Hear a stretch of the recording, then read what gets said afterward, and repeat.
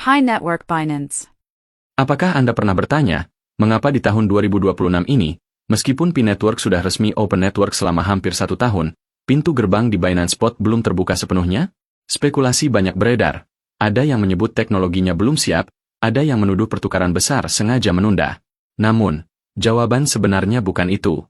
Jawaban ini tidak akan Anda temukan di forum diskusi atau media sosial. Jawaban itu tertulis rapi di dalam dokumen resmi setebal 70 halaman yang dirilis Core Team pada November 2025, dokumen yang sayangnya sering terlewat oleh mayoritas pioner. Saat ini, kita memang bisa bertransaksi aman di bursa global terpercaya seperti OKX atau Bitget. Tetapi pergerakan harga belum mencerminkan potensi penuh yang seharusnya, bukan karena pasar tidak siap, melainkan karena jalur legal dan regulasi terbesar di dunia belum sepenuhnya terbuka. Sebelum menyalahkan siapapun, atau mempertanyakan standar ketat bursa seperti Binance, mari kita melihat faktanya. Hari ini, saya tidak akan memberi janji manis. Kita akan membedah dokumen kepatuhan Mika dengan rinci, serta menelaah hasil awal gugatan Moon versus Social Chain di Pengadilan Federal AS, yang menolak sebagian besar tuduhan sekuritas terhadap Pi Network. Ini bukan soal teknis blockchain. Ini tentang bagaimana Pi Network membangun fondasi legal yang meminimalkan risiko regulasi global. Jika Anda ingin memahami mengapa aset ini berbeda dari ribuan koin lain yang hilang ditelan regulasi, simak analisis ini sampai akhir. Dokumen yang akan kita bahas di sini adalah alasan utama mengapa masa depan Pi Network jauh lebih besar daripada sekadar harga hari ini. Bedah fakta dokumen Mika. Mari kita telusuri fakta langsung dari sumber utamanya, karena data resmi tidak pernah menipu. Di hadapan Anda kini adalah dokumen legal yang sering terlewatkan, namun menjadi kunci memahami strategi dan posisi Pi Network, dokumen kepatuhan Mika. Poin pertama yang wajib dipahami, non-custodial wallet. Dokumen ini menegaskan bahwa Core Team tidak memegang aset Anda sama sekali. Kunci akses tetap sepenuhnya ada di tangan pengguna. Dalam perspektif hukum Eropa, ini adalah salah satu syarat fundamental. Model ini dirancang untuk meminimalkan risiko yang dianggap sebagai layanan kustodian ilegal, yang bisa menjadi titik blokir bagi regulator. Poin kedua, no ICO. Pi Network secara tegas menyatakan bahwa mereka tidak pernah melakukan penggalangan dana publik atau menjual koin di tahap awal kepada investor. Ini adalah salah satu benteng hukum terkuat. Tanpa ICO, Pi mengurangi risiko yang dikategorikan sebagai sekuritas, jebakan yang telah menjerat banyak proyek kripto besar sebelumnya. Poin ketiga, dan ini yang paling strategis, status utility token. Berdasarkan regulasi Uni Eropa nomor 2023/1114, Pi diklasifikasikan sebagai utility token, bukan e-money token. Status ini membebaskan Pi dari aturan perbankan yang sangat ketat, karena Pi diakui sebagai aset dengan fungsi nyata di ekosistem, bukan sekadar alat tukar. Pahami konteks besarnya, dokumen ini adalah SIM bagi Pi untuk memasuki jalan tol Eropa. Tanpa kepatuhan legalitas seperti ini, bursa global sekelas Binance, yang markas Eropanya memiliki standar sangat ketat, tidak akan berani mengambil risiko melakukan listing. Ini bukan soal mereka menolak Pi, melainkan soal menunggu kelengkapan dokumen dan izin selesai dengan benar. Analisis kenapa ini bullish untuk 2026. Setelah memahami fondasi hukumnya, sekarang mari kita lihat mengapa semua ini justru menjadi indikasi bullish bagi Pi di tahun 2026. Banyak orang hanya fokus pada harga hari ini, tetapi mengabaikan satu hal penting.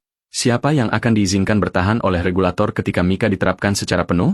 Di Eropa, Mika bukan sekadar wacana. Regulasi ini sudah mulai menjadi alat seleksi yang memisahkan proyek serius dari proyek yang hanya mengejar momentum. Bursa besar di Uni Eropa perlahan menyesuaikan daftar koin mereka. Aset yang penerbitnya tidak jelas, tidak memiliki dokumen kepatuhan, atau tidak sesuai dengan kategori Mika, akan perlahan tergeser keluar.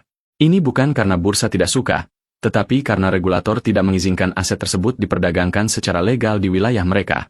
Disinilah posisi Pi menjadi sangat unik. Core Team tampak lambat sepanjang tahun 2025, bukan karena mereka tidak mampu bergerak lebih cepat. Mereka menahan diri untuk memastikan satu hal, ketika Mika diterapkan penuh, Pi sudah berada di sisi yang aman secara legal. Mereka fokus menyusun white paper, menyelaraskan status utility token, memastikan sistem non-custodial wallet, dan mengunci posisi hukum, sementara banyak proyek lain hanya sibuk mengejar volume dan sensasi jangka pendek.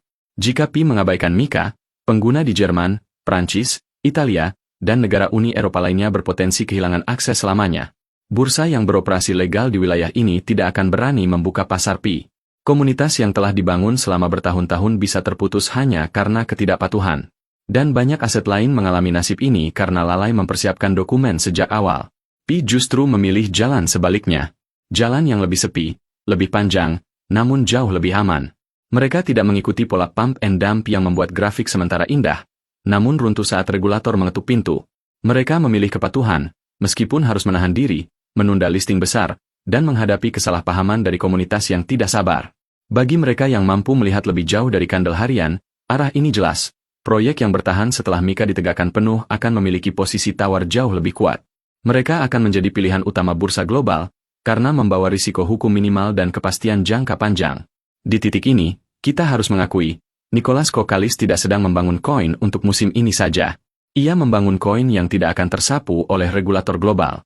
Pi disiapkan agar tidak hanya hadir di pasar, tetapi diakui dan diizinkan untuk bertahan. Ketika badai regulasi berlalu dan banyak koin lain tersapu dari bursa, proyek yang berdiri di atas kepatuhan seperti Pilah yang akan tetap hadir di pasar sepanjang 2026 dan seterusnya. Berita terkini, kemenangan di AS. Jika Eropa adalah benteng pertahanan pertama, maka langkah terbaru di Amerika Serikat 2 minggu lalu menjadi kemenangan strategis yang memperkuat posisi Pi di panggung global. Baru-baru ini, Pengadilan Federal AS mengeluarkan keputusan terkait gugatan Class Action Moon versus Social Chain, kasus yang selama ini menjadi bayangan hukum bagi Pi Network. Inti gugatan menuduh bahwa Pi Network adalah sekuritas yang tidak terdaftar dan bahwa aktivitasnya melanggar hukum sekuritas Amerika. Tuduhan semacam ini adalah ancaman serius bagi proyek kripto manapun.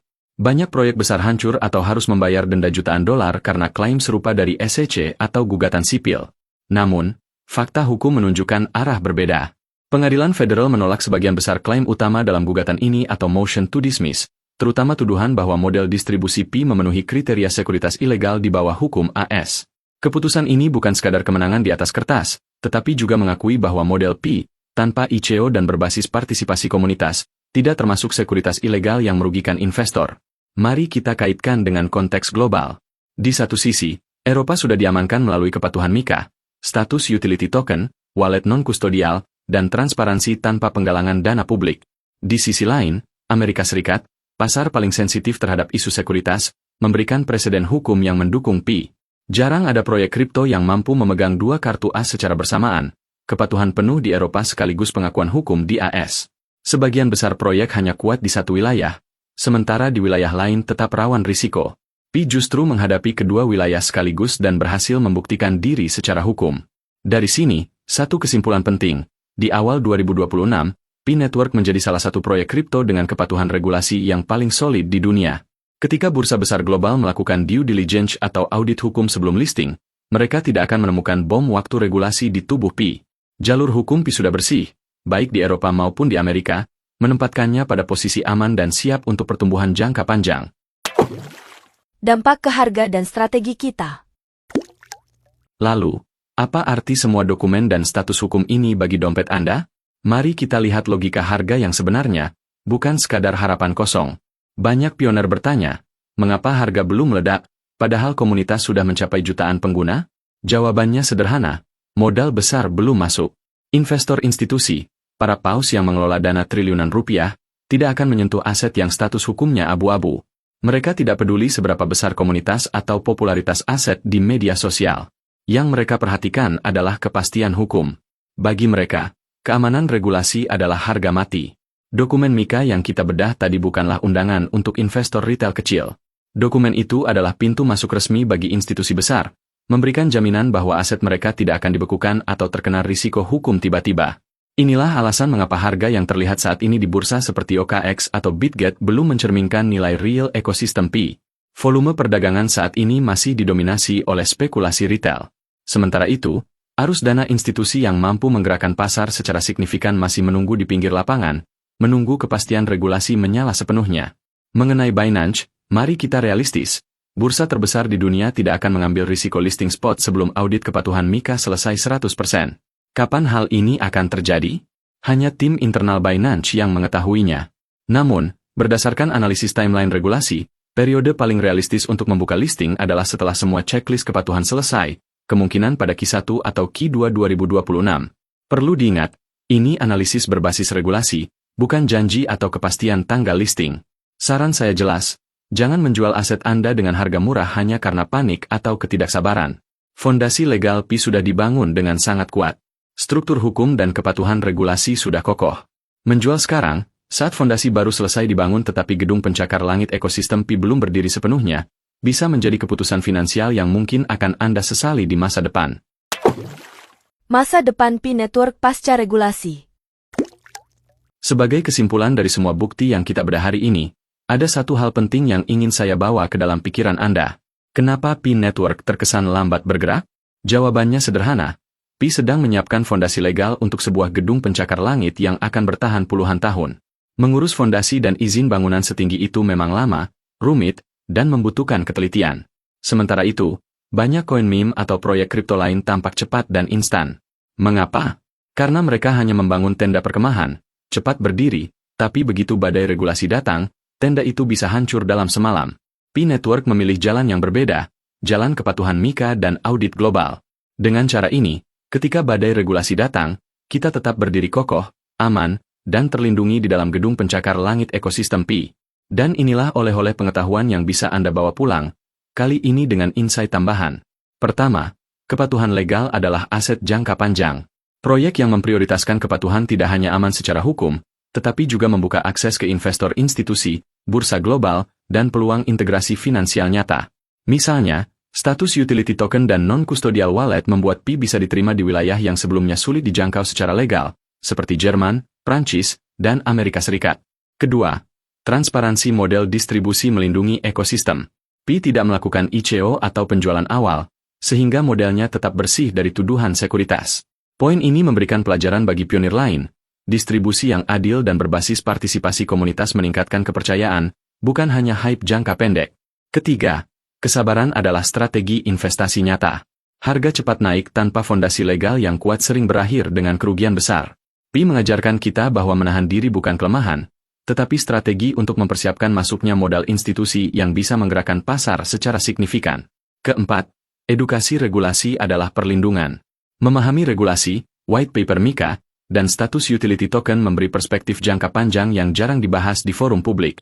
Pengetahuan ini memungkinkan Anda menilai proyek kripto bukan berdasarkan narasi, tetapi fakta hukum dan struktural.